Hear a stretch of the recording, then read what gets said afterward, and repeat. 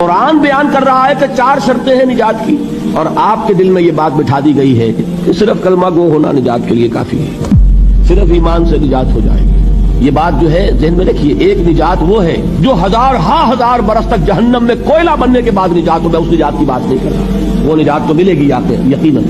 جس شخص کے دل میں رائی کے دانے کے برابر بھی ایمان ہوگا، وہ اپنے اعمال کی، اپنے کرتوتوں کی سزا بھگت کر بالآخر جنت کے اندر داخل کیا جائے گا، جہنم سے نکالا جائے گا، اور نکالا جائے گا تو اس وقت حال کیا ہوگا؟ جیسے جلا ہوا کوئلہ کسی وقت۔